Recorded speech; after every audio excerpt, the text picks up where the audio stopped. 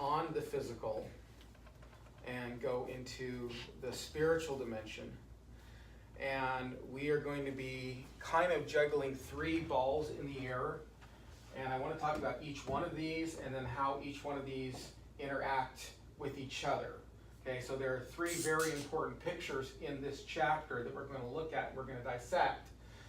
And we're going to go into it as much as we possibly can tonight, well, as much as I've possibly prepared. But they are kind of like juggling, really. It's like having these different balls in the air. And one ball is the dragon, one ball is the woman, and one ball is the child. Okay? So we've got this, and then we're going to see how these things interact with each other as well. So the verse, chapter 12, opens up, and chapter 12, 1 through 6, kind of contain a unit.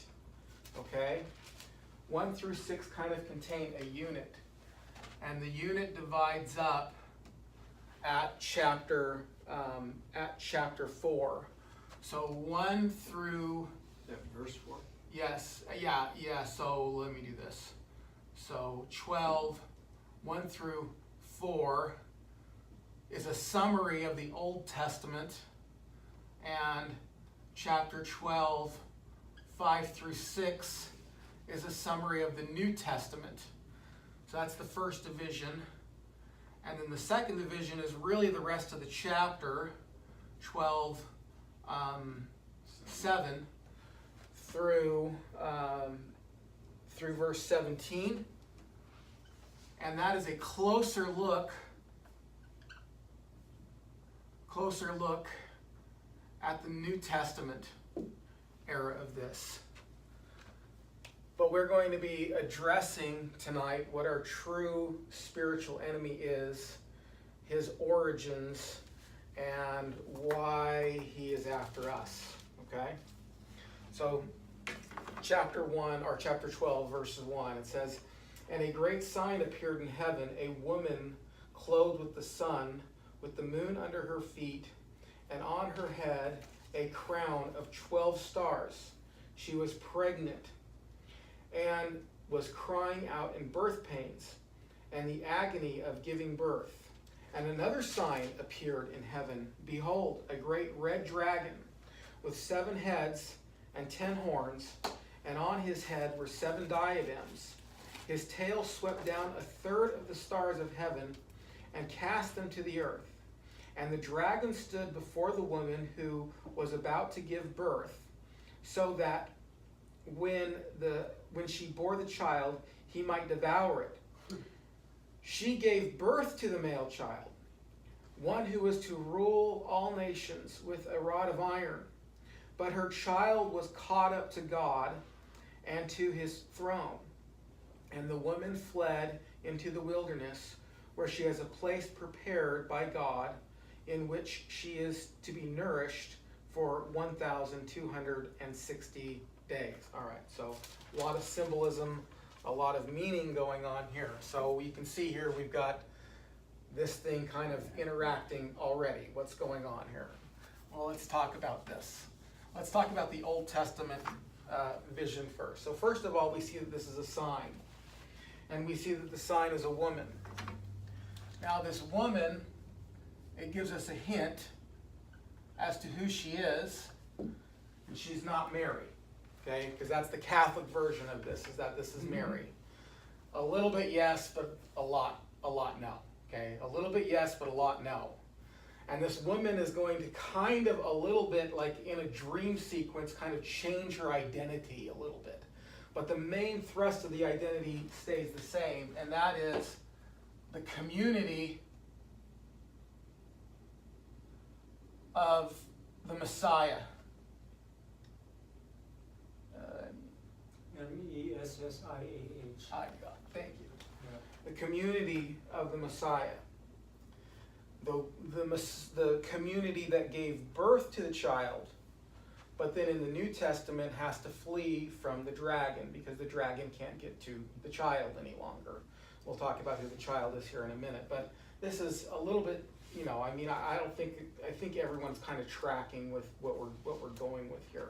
Okay, so, but the clue about who this is that she has a crown of 12 stars, that she is clothed with the sun and with the moon under her feet, and on her head a crown of 12 stars. Now, this has become representative of Israel in the Old Testament.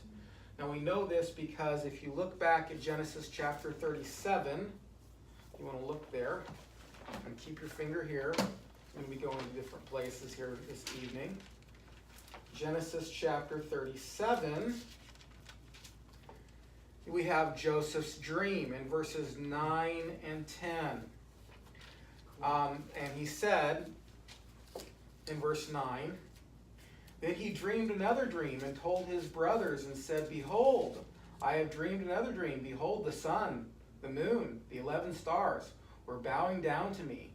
But when he told his father this, and to his brothers, his father rebuked him and said to him, what is this dream that you have dreamed? Shall I and your mother and your brothers indeed come to bow ourselves down to the ground before you? Okay, so the stars are representative of the nation of Israel, and this is actually kind of common for representations of nations. This goes way, way back. I really don't know when this started, but if you look at any flag, what do we have on them? Stars. Stars. We have stars or planets or a mixture of it. Now, not everyone. Not the Russian doesn't have that. France does not. Yeah, a couple of them don't, but a lot of them do. And the reason for this, the reason for this here is this is actually pulled from Genesis chapter 1. If you look at Genesis chapter 1 and verse 14.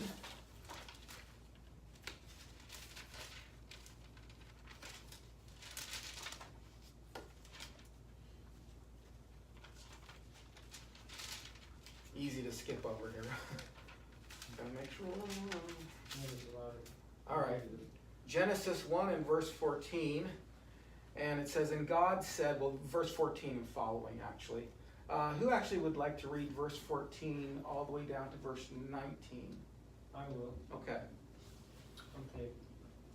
And God said, let there be lights in the expanse of the heavens to separate the day from the night, and let them be for signs and for seasons, and for days and years. And let them be lights in the expanse of the heavens to give light upon the earth. And it was so.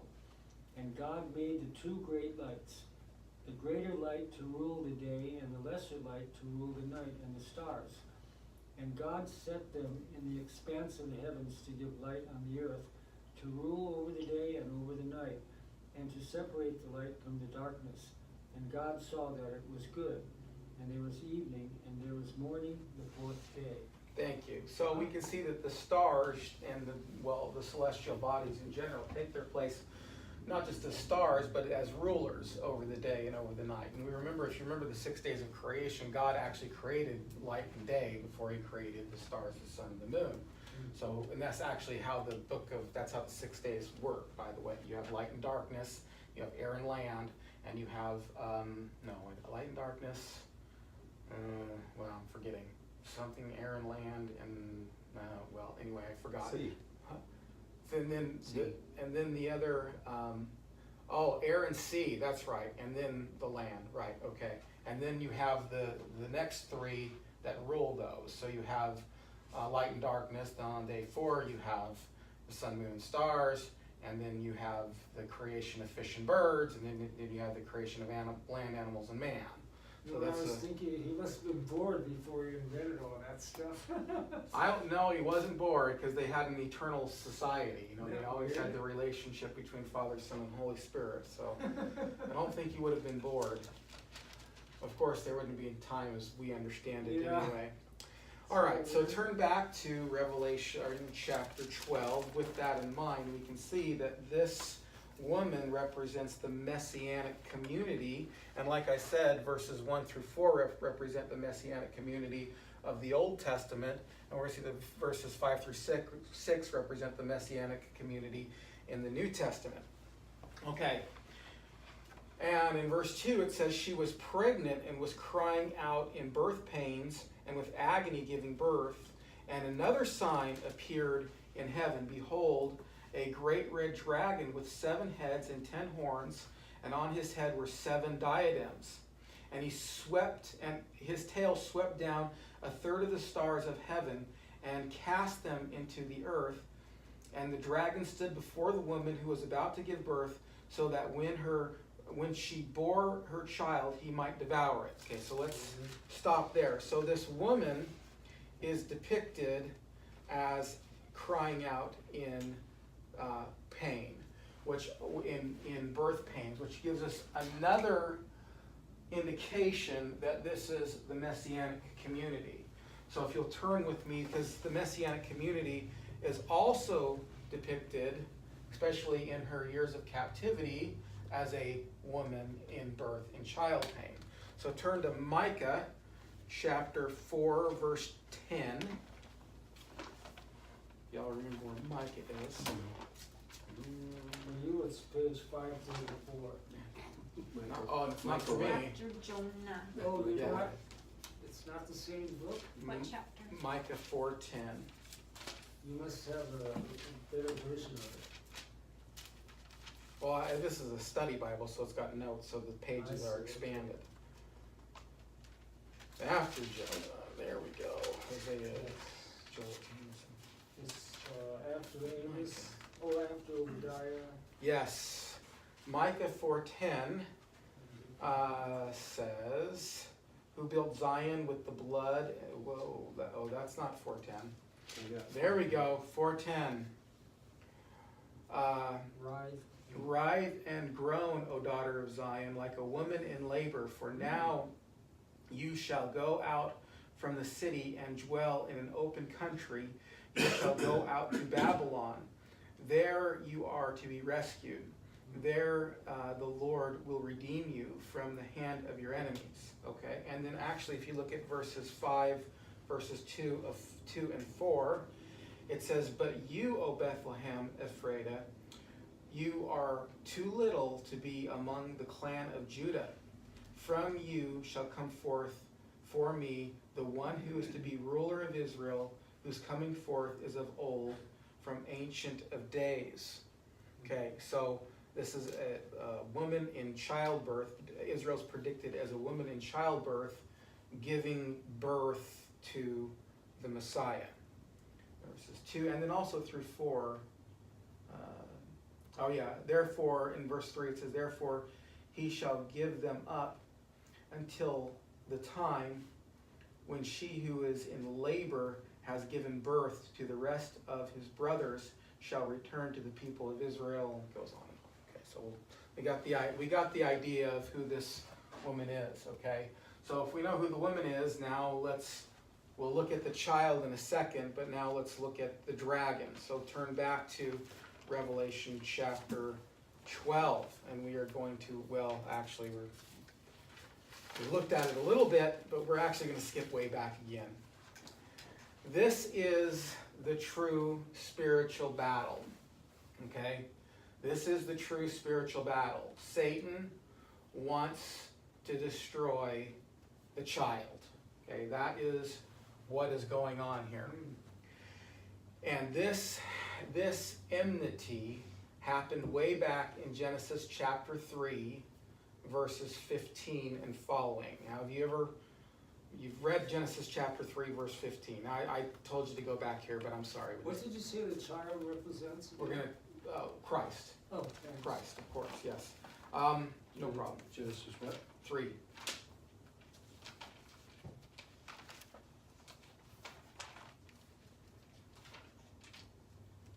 Genesis chapter 3.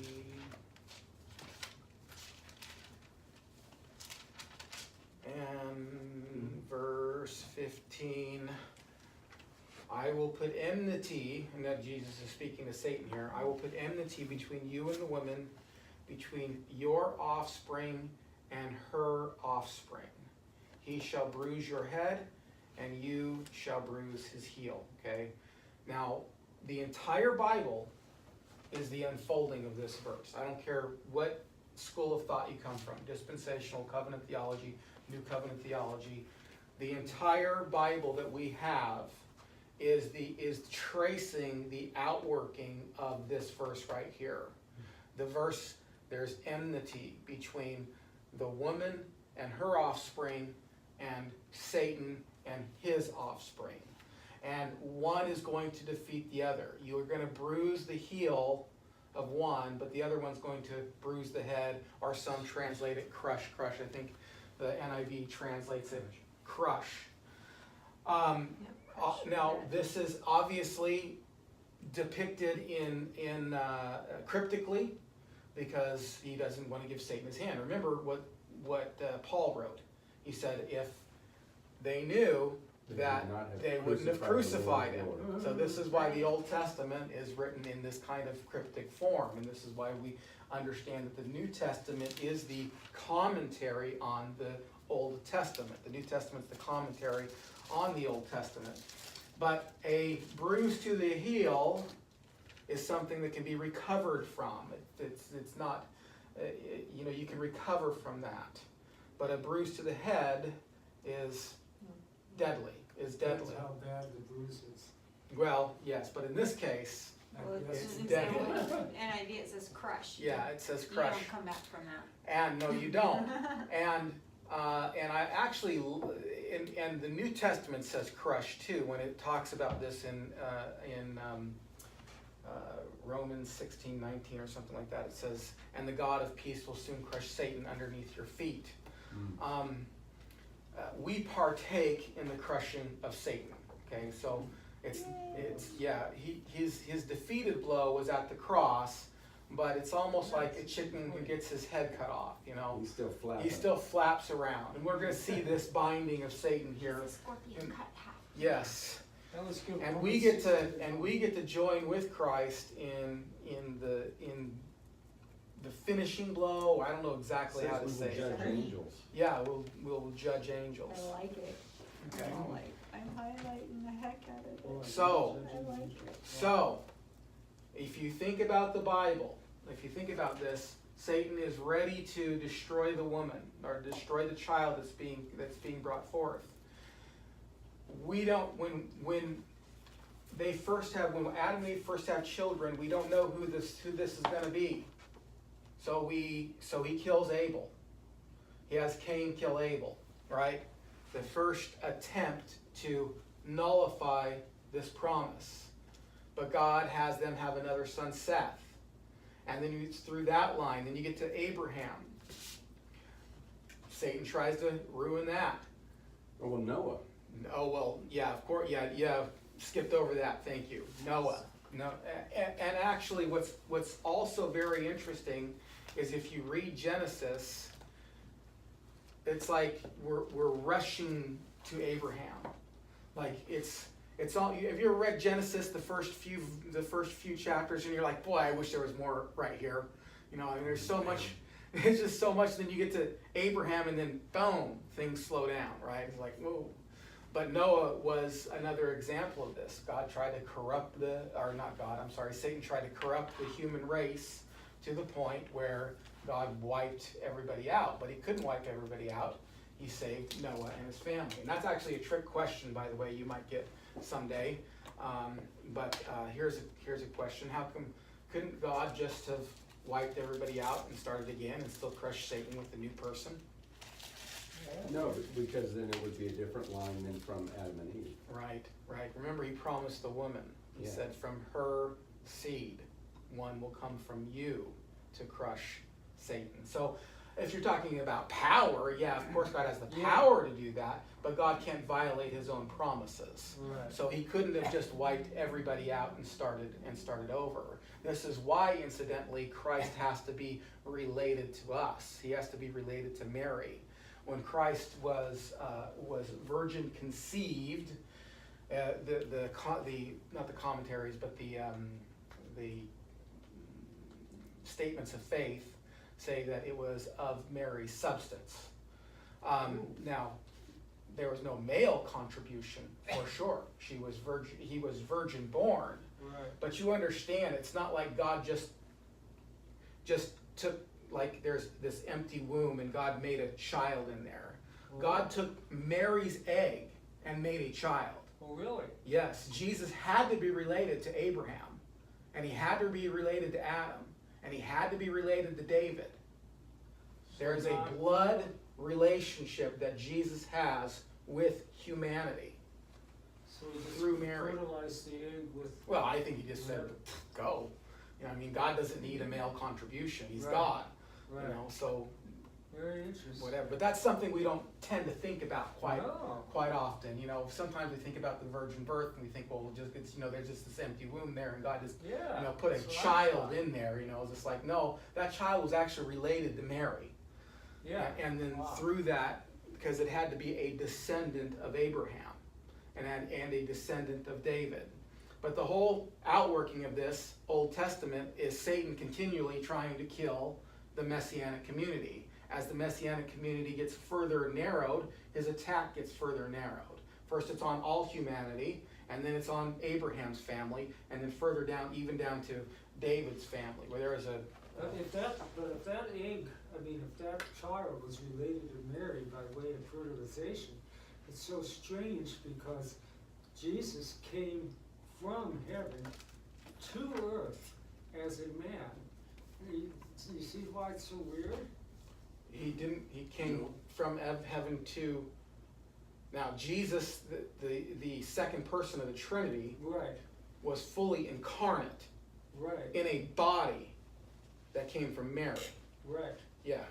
He That didn't just show up as a man.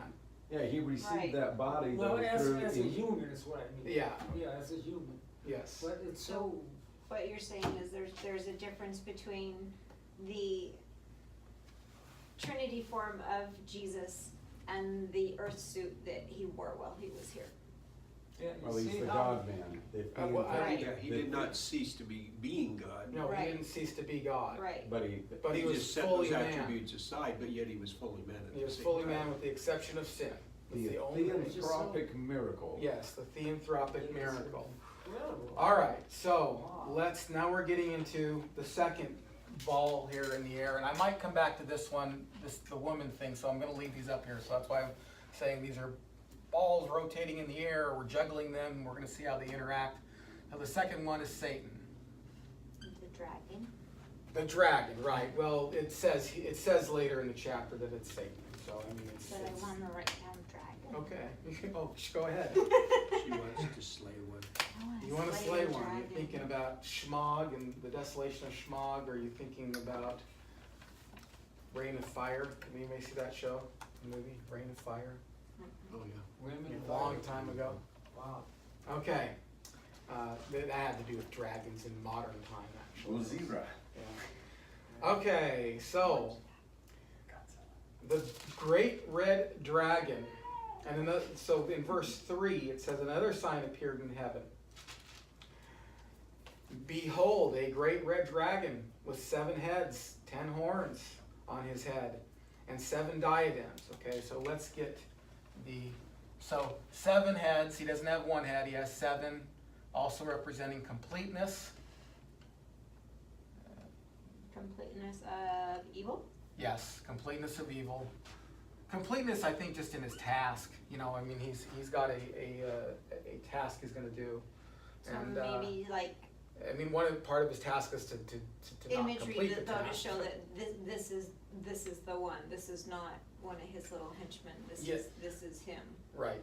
Well, kind of, yes. But we're going to be introduced to another beast that also has 7 heads. But we'll talk about why this other beast has 7 heads next time. This Okay? is the first time I've seen a Bible 7 being something bad instead of something good. You know, it is kind of interesting. It is kind of, but it's just a way of saying completeness. That's really. Okay, So 7 heads for completeness, but on his head, he has 10 crowns. 10 crowns. 10 10 horns. horns. Yes, but 10 we'll get that for a No.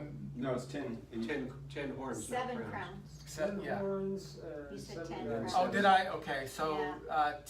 10 horns. 10 7 horns. diadems, 7 crowns. Okay. So horns represent power, full completeness of power, and the crowns represent authority. So he is given authority on this planet. Now he usurped that authority from Adam. Okay, he's a trickster. He usurped it from Adam.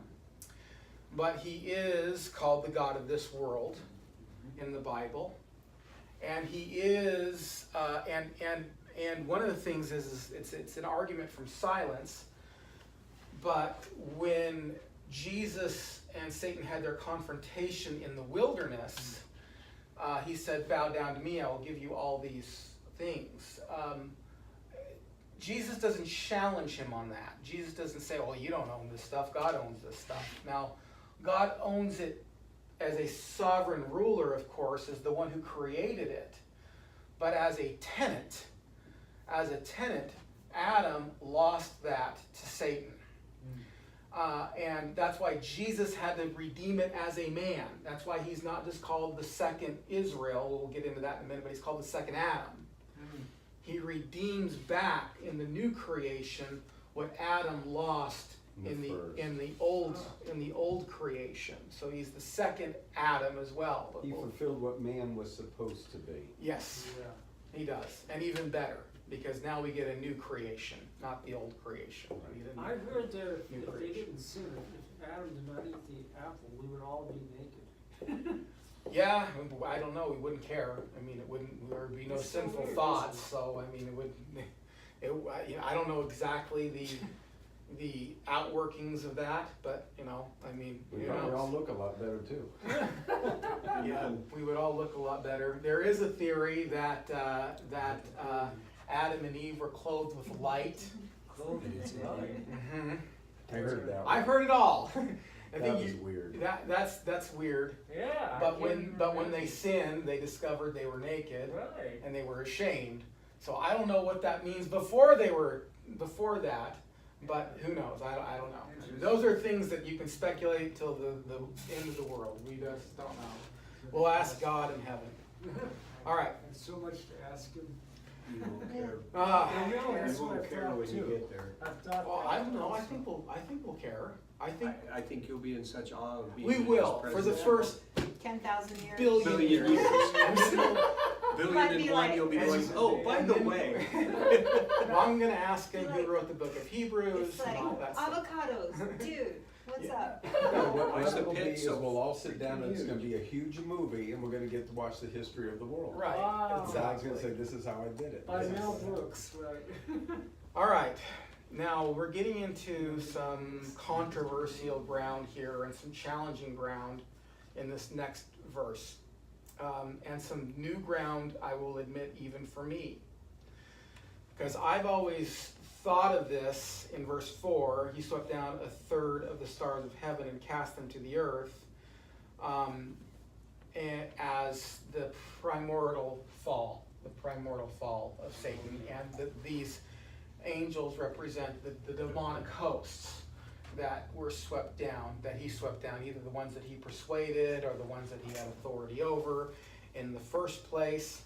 And I never really gave too much attention to this because, until I had to teach it. It's one of those things that like you think you know something, and so you go, oh, Can you Roger try and that, explain so I'm like going through, okay, yeah, I don't need to read on that one, I got that one, get Roger that, next subject. Well, I've been listening to, throughout the week I listen to sermons, I have the luxury to be able to do that in lectures and things like that, and somebody brought up something, and actually, most people in the camp that I belong to kind of believe what I'm about to tell you about this verse and why. Now, I am not settled, I haven't told you yet, but I'm not settled yet on whether or not that's the case. I'm not settled. But I do have to give it to you as a fair hearing. A viable as a viable option. So the first option with this is that this is, so option A is simply that this is what we've all learned, is that this is the demons. The demons fall, whatever, okay? So that's option A, and that's kind of self-explanatory. Now later we're going to get into the differences between Satan's Old Testament fall and Satan's New Testament fall. How are they different? Okay, because there's two different falls here. There's a fall of Satan in the Old Testament, but there seems to be a further fall of him in the New Testament. However, I just learned that that Satan's attempt, of course, the attempt to destroy Israel has always been partially successful.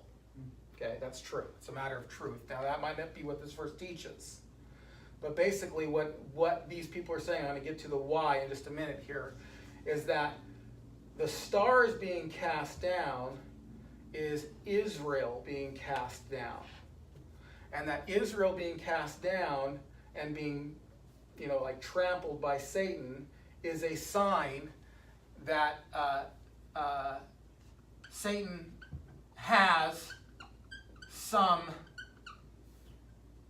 success in his ability to get Jews to stumble under the old covenant, kill them, get them to stumble under the old covenant.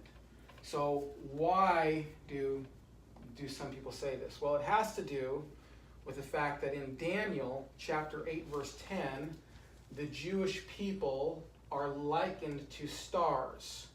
And they're likened to stars being trampled under Antiochus Epiphanes. If you look at Daniel, so if you want to turn there. 8:10. Yeah, Daniel 8:10. And I seriously don't have all the answers for this right now. Okay, this is something that I have to admit is new to me. Daniel what? 8:10. Yes. Nazareth. The Nazareth. Yeah, the New American Standard. Oh, Nazareth. Nasby. The Nasby. NASB. Okay, we can go in verse 9 to get some context here. And this is another one that has to be kind of explained, but the people who explain it, are all experts in this field anyway. Okay, out of one of them came a little horn, which grew exceedingly great toward the south, toward the east, and toward the glorious land. It grew great, even to one host of heaven. And some of the host and some of the stars it threw down to the ground and trampled on them. It became great, even as great as the prince of the hosts. And the regular burnt offerings was taken away from him, in the place of the sanctuary was overthrown. Okay? So, from what I understand from people who are way more learned about Daniel than I am, is that what's being predicted here is the persecution of Antiochus Epiphanes, and that this is being cast in symbols of Jews being trampled like stars. Jews are likened to stars, and they're being trampled down. And Cast down and then trampled. So that's the second version of this. I'm not going to argue for it. I'm not going to explain it much more than just to tell you that's what it is. I'm going to let you go home and do your homework on that. I wish I was a little bit more learned on it, but I'm not. So I can only leave you with the example of what it is. Now, I will say this. As I listened to it, at first I didn't care for it. I was like, no, I don't like that. I'm not happy with that. But then I had to challenge myself on. I had to say, well, why didn't I like it? And I was like, well, I didn't like it because I've always been taught another way. Well, that's not a really good reason to not like something. It's not. Now, it doesn't mean that it's right. It doesn't mean that it's right. It doesn't mean that it's wrong. It just means that I didn't care for it because of that reason. The other reason is we know that some demonic forces have fallen. And so where would be the only other explanation of this except for in this verse? So, it kind of leaves you like, well, where's the other explanations for Satan's angels? There are a couple others, but they're sparse. They're seriously sparse. One of them comes from another one from the New Testament. However, regardless, those are the two. The Satan, his 7 heads, his crowns, his 10 horns, and his desire to destroy the woman. Now, he doesn't want to just destroy the woman, he wants to destroy the child of the woman, because he knows that the child is the one who's going to destroy him. So he's waiting in almost this vision that's, really too graphic to even, describe. She gave birth, in verse 5, it says, she gave birth to the male child, one who is to rule the nations with a rod of iron. But her child was caught up to God and to his throne. And the woman fled into the wilderness, and there she had a place prepared by God, which she is to be nourished for 1,260 days. Okay, so now we get to... Does that stand for anything? Yeah, it stands for the church age. I'm going to write this over Like here. always, Joe. Yeah. Oh. Everything stands for something, right? Yeah. Oh. So now we're getting to the child, and we're going to see that this is going to kind of cycle back a little bit too. The child is, I would say obviously Jesus. But one of the things I want to say about this that I think is sometimes overlooked is that, like last week we talked about Jesus is the true temple, and then we partake in the temple as we become believers, that we become the true temple of God. Well, Jesus is also the true Israel. Okay, and we partake with him as when we partake in belief in him, we become the true temple. We also become the true Israel of God.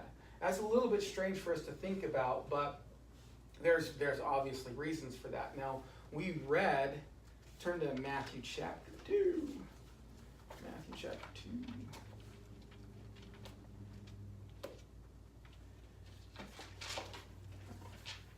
2. Hang on.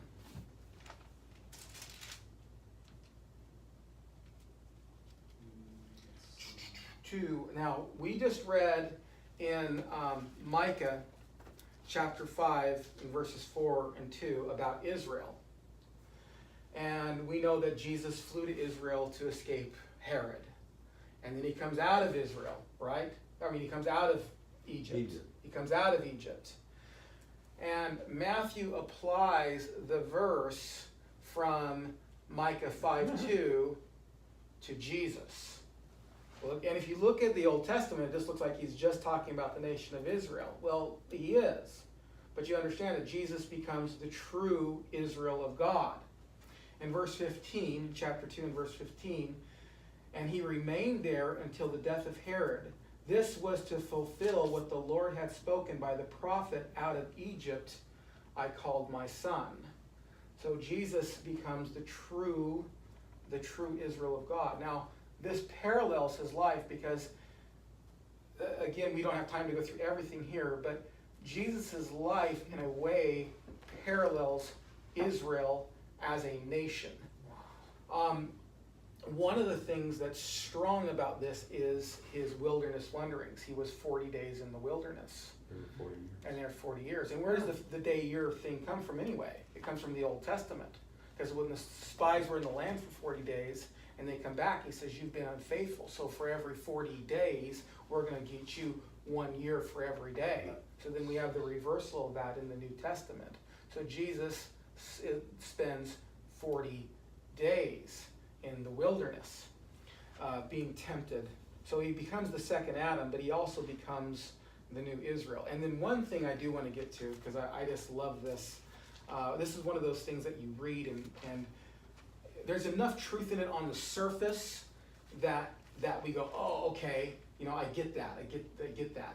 But there's something in it that we go, oh, that a lot of times we don't really realize what's really being said, okay? So I want you to see this. I want somebody to turn to Isaiah chapter 5 and verse 7 and Isaiah chapter 27 I got verses Isaiah 5. 2 and 6. What is it, 27? Yeah. Yeah, I'm slowly plodding my way through Isaiah right now. I got Isaiah 5:7.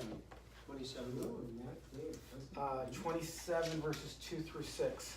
So it's been a while since I brushed up on this, so I believe I have the references right. What does Isaiah 5:7 say, Jason? For the vineyard of the Lord of hosts is the house of Israel. Okay, And oh, sorry, go, sorry. and the men of Judah his delightful plant. Thus he looked for justice, but behold bloodshed. For righteousness, but behold a cry of distress. Okay. So the vineyard of the Lord is Judah, Israel, okay. Now look at chapter 27 verses 2 through 6. In that day, a pleasant vineyard, sing of it. I, the Lord, am its keeper. Every moment I water it, lest anyone punish it. I keep it night and day. I have no wrath. Would that I had thorns and briars to battle. I would march against them. I would burn them up together. Or let them lay hold of my protection. Let them make peace with me. Let them make peace with me. Wow, your NIV is exactly like the ESV. His is This ESV. is an ESV. Oh, no wonder. She's got an NIV. He's got an NASB, and I've got an ESV, and you've got an ESV, and you've got an ESV. Okay, so now Israel is likened to A vineyard. a vineyard. When Jesus comes along in John chapter 15, he says, I am the true vine, and my Father is the vine dresser. Every branch that is in me that does not bear fruit, he takes away, and every branch that does not bear fruit, he prunes, that he may bear more fruit. Okay? Jesus is the true Israel of God, and we join with him in that true Israel when we join with him to Christ in faith. All right, so that's a little bit about the child.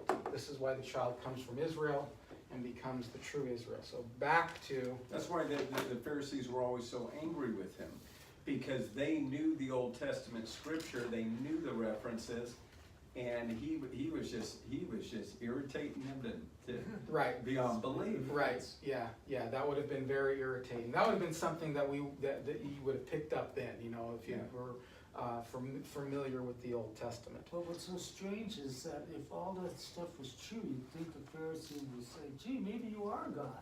But no, Oh, no. you know. No. We're born sinners. Too much We're pride. born blind. Too much pride. We're yeah. born haters of God. Can you imagine No one that? Doesn't seeks matter. after him. Yeah, doesn't matter how bright the light is. Total depravity. Okay, yes, The men shun the light because they love darkness. right. Okay, so verse 5 gave birth to a male child, one who will rule all the nations with the rod of iron. So the rod of iron reference, but we've got that one.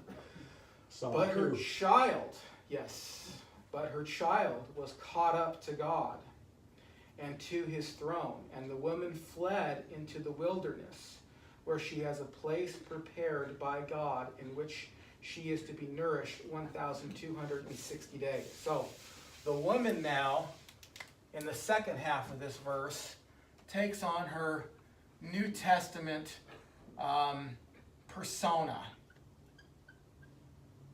So the woman now takes on her New Testament persona.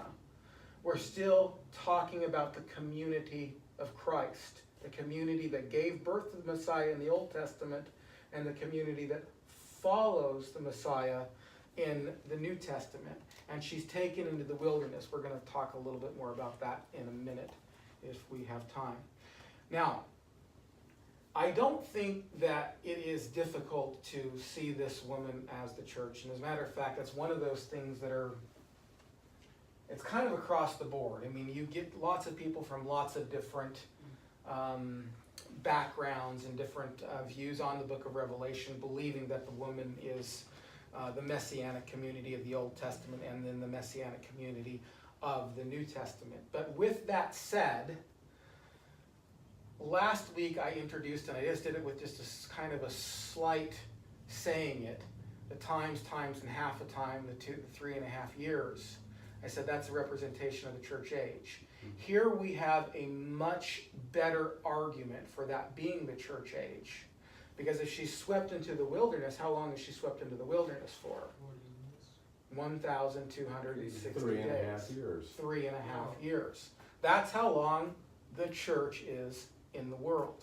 And the church is in the world, in the wilderness, a place prepared by God for that period of time. And The again, gates of hell will not prevail. yeah, I don't care what school of thought you come from. I don't care what school of thought you come from. The church is always likened to going through wilderness wanderings. It's always likened to that because over and over again in the New Testament it says it. And we have all these things about, Joshua taking people and, Jesus comes to be our true Joshua and takes us out of the wilderness into the true promised land. Those things are there for a reason.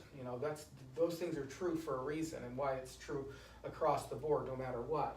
We are currently in the wilderness. We're in a place prepared by God in the wilderness for sure, and we will have care for, but we are in the wilderness. We are in that wilderness wandering counterpart of the New Testament. So all school of thoughts do believe that then? I think so. I think there are representatives from every school of thought that believes that. It's not like every dispensational doesn't believe it. As a matter of fact, a lot of dispensationals do believe that. Okay, so I'm not going to say every dispensational believes this, but a lot of them do. I've heard them all the time on Calvary Satellite Network and all kinds of stuff, liken the church age to being in the wilderness. So, I mean, Christian Satellite Network? yeah, well, I know they That's changed 7 it. days a week. We'll talk about that later. Okay. Yeah. All right. There's So, also some wacky things that I've heard on this one. oh, you have. Okay. Yeah, like I'm sure well, I've heard them, but I. That's the 144,000, and they're going to go to Petra, Oh, and they put the food Yes. in the. yeah. One particular popular brand of dispensationalism. It's almost. I think it's almost died out. I really don't know, but it was real popular. But yes, I think it was a Hal Lindsey. it was Hal Lindsey in The Late Great Planet Earth said that this. Well, he gets down a little bit later because he talks about the eagle's wings. Right. He says America's here in the book of Revelation to talk about eagle's wings, and that's the helicopters taking Americans to the wilderness to Petra. Oh, wow. Not American.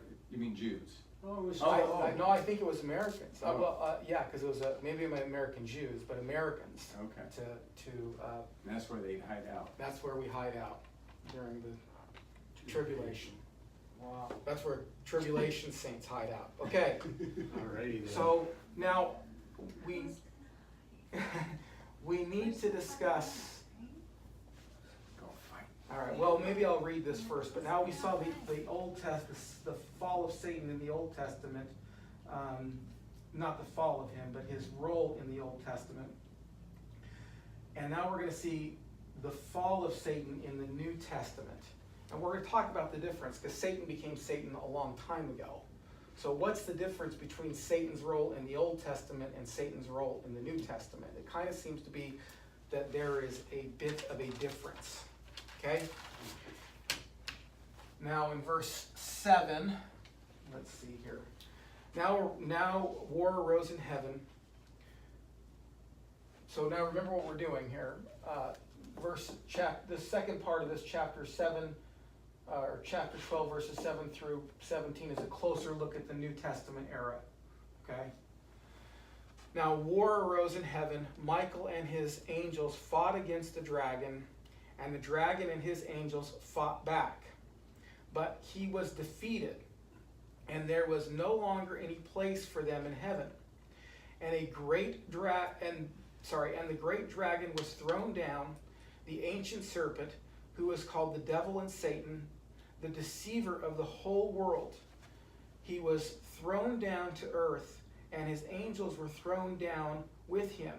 And I heard a loud voice in heaven saying, "Now the salvation and the power and the kingdom of our God and the authority of Christ have come. For the accuser of our brothers has been thrown down, who accuses them day and night before God. And they have conquered him by the blood of the Lamb and by the word of their testimony, for they loved not their lives even unto death. Therefore rejoice, O heavens, and you who dwell in them.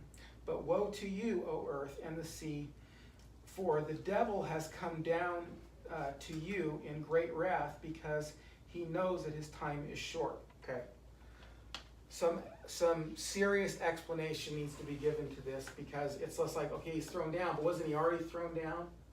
You know, have you ever thought about that? I mean, you know, he was in the Old Testament, but then... Well, he comes before God in the Old Testament. Yes, right, okay. And I was gonna ask if this has something to tie in when Jesus said, I saw Satan fall from heaven. I believe at it. the proclamation. I of believe God. it does. So, So this, most people would say this is a future event. I'm not sure. I don't think I think aspects of it would be a future event, maybe for like premillennial. That's what I mean. Premillennial eschatology Yes. might say that, but I think that even your best of premillennialists that I've heard would still believe that this is a current event, Right. that he's been thrown down here. Now they don't equate this with Revelation 20, because Revelation 20 seems to be even something more binding than what's Right. happened here. So they think that's still part of the future if you're premillennial. Right. But I think your best of premillennials would still see this as something that happened as a proclamation of the gospel. Okay. Okay. So one of the things that we need to point out here is that while Jesus is doing his work here on earth, Michael is doing his part in heaven. Okay? Michael is fighting against Satan and against the dragon and against his angels. And they fought back, but they were defeated, and they're no longer in heaven, and they were thrown down. So here's the question, is what's the difference? What's the difference between Satan's ability, I'm going to just put Satan's ability in the Old Testament as opposed to the New Testament? What was his role? Okay, so let's talk a little bit about Satan's fall in the Old Testament, and then a little bit about Satan's fall in the New Testament. Two theories at work as far as Satan's fall is concerned. There is one theory that says that Satan fell from heaven with whatever amount of angels he took with him. This is theory one. Prior To creation. prior to creation, that he fell down prior to creation, prior to God saying, let there be. Now there are way more theories than this, by the way. There are way more out there. There's a theory that says that he fell from chapter 1 verses 1 and verse 2, and that there was the gap theory, that there was a world here that Satan ran, and then he rebelled, and then God had to flood that world, and then created a new world with Adam. That was really super popular back in the 1800s. By the way, many people believe that. A.W. Pink believed that. By the way, believes in that. That's what's called. Have you ever heard the term the gap theory? Yeah. Did you say A.W. Tozer? No, A.W. Pink. Oh, no, there's another. So the gap theory, you might not know exactly what it is, but the gap theory is, in Genesis 1, it says, in the beginning God created the heavens and the earth was formless and without void. Well, that word, Yeah, I've seen that. that word was formless can also mean became formless and without void. And so back in the 1800s, when people were trying to marry evolution and try to account for old earth theories, they tried to say that Satan ruled during that time, and that then he rebelled at that time, and then God flooded the earth, and the earth became void, and then did a new creation with Adam, and that's where all the dinosaurs came from. Dinosaurs, they said the dinosaurs weren't with Adam, the dinosaurs were prior to Adam, pre-Adam. That's by the way, that's just a tangent. Didn't even mean to go there today. But one theory about Satan is that he fell prior to Explain carbon dating, yeah. even though it's wrong, but. that he fell prior to creation. The second theory is that he fell somewhere between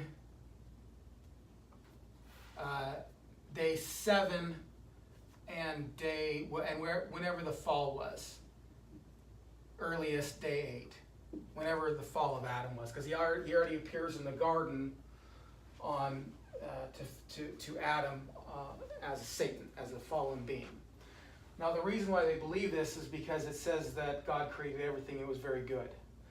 And the idea is that when he created everything, that they just don't mean everything of this realm, that they meant everything entirely, all angels, everything was created in those We first don't know. 7 days. We don't know.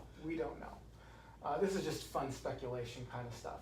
However, from day 8 to whenever the fall was, maybe Satan fell sometime within there, but we don't know. But here's the point, is what was his ability prior to the fall, or not prior to the fall, prior to the New Testament, that he doesn't have after the New Testament, after Christ? No, He could accuse us. he could accuse the saints. He was allowed to come into God's court, as it were, okay? Now, I'm sure you're all familiar with this if you watch Vikings or, Old Testament, or not Old Testament, but old movies about, swords and, villains and, things like that. The king would often, or if you look, even a buff of Like history. King Arthur stuff? Yeah, King Arthur stuff. Maybe. Even before that, even before that, Medieval the times? king used to hold court. Yes. Okay, he would, and there would be a throne here, and then if you had a queen, there would be a throne there or whatever. And they didn't live there; they would show up there, right? They would hold court. They would hold court. Now they would judge things. They would do all kinds of stuff. They would put on plays for the king. They would do talk about their conquests. People would come and say, "Oh, I just came back and we discovered this." They bring animals in and stuff like that. That happened with Solomon, tripping out about the monkeys that they brought. So you can read that. So they used to they'd hold court. Well, when God held his court in the Old Testament, and they say, "Oh, we've been going back and forth." Remember in Job, we've been going back and forth over the face of the earth. And this is what we've got to report for you, Lord. Satan showed up. Satan was allowed to show up into God's courtroom. He was allowed to say, "Hey," and what does he do in the courtroom? He's the accuser. He says, "Oh, you see, Job, the only reason he likes you is because you give him everything." God was pretty snotty to him. Oh, where you been? Yeah. Where you been? Yeah, running to and fro. So even though Satan was cast down to earth, he had still this access to heaven. So this would be like a passport. You got to remember, when you're thinking about angels and things like that, and Satan being cast down here, and then later in the New Testament being permanently cast down here without any access to this, they're from another place. This would be like taking you and making you the first, have the colony on Mars. And you've got to live there now. You'd be upset. No kidding. You'd be like, I'm not saying that he didn't deserve it or anything like that, but you understand that these are disgruntled beings. Okay, they're not happy. They had their own, for whatever it is, their own realm. I don't want to call it a planet or something, but their own realm in which they lived, and they would go into the presence of God or live in the presence of God. But now they're cast out of that. This was their home, their place of residence, the place they feel comfortable. And now they're disgruntled beings. And what we must understand about Satan and his demons is that they live here. A lot of times we think of them as kind of living somewhere else and then kind of showing up here now and again, kind of interdimensionally kind of thing. No, they live here. This is where they are. In different ways, in different places, but this is where they are. Other dimensionally, but confined to this realm? Or Yes. confined to an interaction with this realm? Yeah, I think so. Something. I mean, they're obviously energy beings. Yes. You can't necessarily see them or whatever, but you can see the effects. Right. Well, I Right. was And it's even Well, actually, you can. it's even difficult to explain in our, because it's a being that we're not even a whole lot familiar with. So how, have we been able to see them? Cause I've heard we can, I've actually maybe have seen angels, yeah, you know? Actually, So- I could take that back. So if we've seen angels, have we seen demons too? yeah, Wow. I've seen Not some, just I've the seen some effect. funky stuff. this stuff I don't even wanna tread on. Do we know what they look like? I don't know. Well, I mean, I'm sure they take on different forms and stuff, and people who have had experiences have had Wow. report on different things. But let's move on, Yeah. okay? So, now Satan's unable to come here into this courtroom anymore. He is completely and totally bound away from this Because the price was paid. because the price was paid. And by the way, I get this question a lot, and you might get this question too, where people say something like, well, how could Satan go into God's courtroom if God can't look upon evil, right? You've heard sin. look upon sin. Well, okay, look, God sees everything. That's a metaphor to say that God doesn't approve of it in any way. He doesn't favor it in any way. May I remind you that it will be God who punishes people in hell. That God is omnipresent even in hell. Now none of his love's gonna be there. None of the good stuff's gonna be there. Wrath's gonna be there. But his wrath is gonna be there. So, all right, but this heavenly courtroom is now closed to Satan. All right, the deceiver of the world, he's thrown down to earth. His angels are thrown down with him. And I will give you the reference here, Luke 10, verse 18. When the gospel is being preached and they come back and they say, oh, hey, we have all these things happen to us. Jesus said, I saw Satan being thrown down from heaven. These are stuff we went over millennial views. John chapter 12, Jesus said, now is the time for judgment upon this world. Now is the time for the ruler of this world to be cast out. In Matthew chapter 12, he says, if I do these miracles by the finger of God, surely the kingdom of God has come upon you. Or how can I do these miracles unless I first bind the strong man, and then I'm able to come in and plunder his house.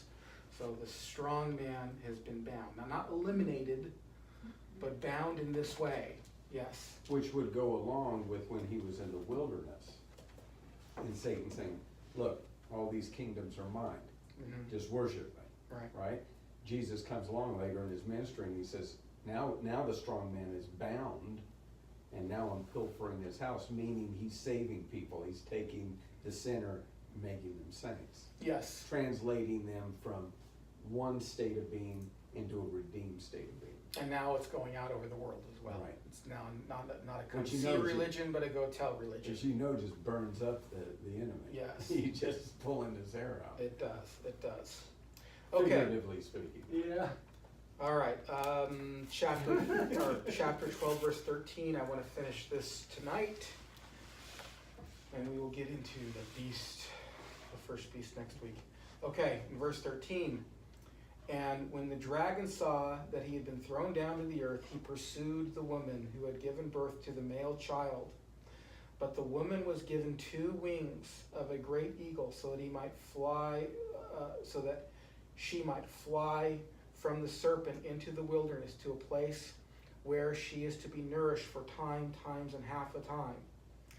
Now this eagle's wings reference is a reference to its Old Testament counterpart in Exodus chapter 19 verse 4 and in Isaiah chapter 40 verse 29. We don't have to read those, but in the Exodus it is described as the children of Israel going out on eagle's wings. What were those references? Exodus chapter 19 verse 4 and Isaiah 40 verse 29. God's people being rescued out of danger by wings. I think the Isaiah chapter 41 is those that wait upon the Lord shall renew their strength. They shall walk and not grow weary. They shall. Not up with the Yeah. wings of eagles. Yes. So, all right. But the woman, she gets 2 wings from God. She is off into the wilderness for times and half a time. Again, I think another strong indication that age is not future, but that age is from the time that Satan has turned his attack upon the church. The serpent poured water like a river out of his mouth and the woman after the woman to sweep her away with a flood. Now, in the Old Testament, there were a couple references, and I got one of them, and I wrote one down today, and I didn't write it down in here, and I forgot it, so I'm sorry.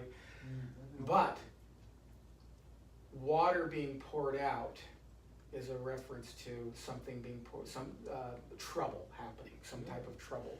So look at, I'll just write the verses down. 2 Samuel chapter 22 and verse 5, David talks about the peril in which he escapes being likened to a flood of water coming after him. 2 Samuel verses 22 verse 5. And there was another one in Isaiah, but I wrote it down and then I forgot to bring it. Wow. The serpent poured out water like a river out of his mouth after the woman to sweep her away with a flood, but the earth came to help the woman, and the earth opened its mouth and swallowed the river and the dragon, that the dragon had poured forth from its mouth. This is very interesting. Now remember how this is cast. This is cast highly symbolically, but the symbols that are being drawn from are highly symbolic of Exodus language. When you read the Song of Moses, when he describes his escape from Pharaoh, remember Pharaoh got them up to the Red Sea, and the Red Sea parted, and Pharaoh was planning on driving them into the Red Sea and killing them. They were all worried about this. They're like, God, where are you? And God parted the Red Sea, and they went through on dry ground, and then they were the ones who got buried with the water. In Moses's song, he says that the earth swallowed up the armies of Pharaoh. So you can look up the Moses in the song. I'll have it right down with me here. So that is another reference from the Old Testament. Then the dragon became furious with the woman and went off to make war on the rest of her offspring, on those who keep the commandments of God and hold to the testimony of Jesus, and he stood on the sand of the sea. So, what's going on there? Was the woman the church, or are these people the church? What's going on? Okay. Real easy to solve. The woman is the church as a whole, is the church in its completeness. Remember what Jesus said. You can't destroy the church. The gates of hell will not prevail against the church. However, individual Christians can be thwarted, can be pursued, can be overcome. Now, individual Christians can't be, I don't think, thwarted to the point of unbelief, but obviously thwarted to the point of death. Martyrdom, yes. So, Or just great distress in their lives. yeah, all kinds of stuff that Lost their Satan jobs. can do to individual Christians. But And the woman, the church as the whole, can't be destroyed by Satan. People who have lost their families because they became Christians, all kinds of things. Okay. Any questions about this?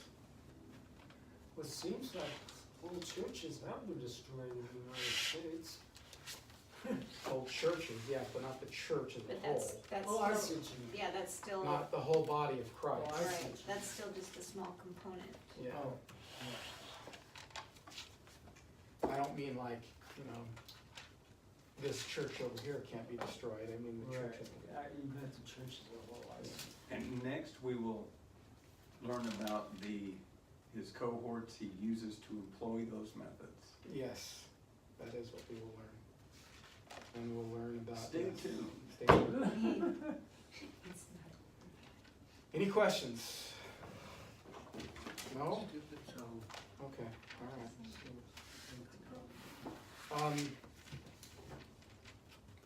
James, want to pray for us? Lord, thank you so much for giving us the opportunity to come together here and study your word. And Father, I just pray that we can apply these things and understand them and get a better understanding of who you are through your word. And Lord, I just pray that you watch over each of us as we go out the rest of our week and keep us safe. And we pray for those that are not here. In the name of Jesus. Amen. Amen. Oh, I forgot.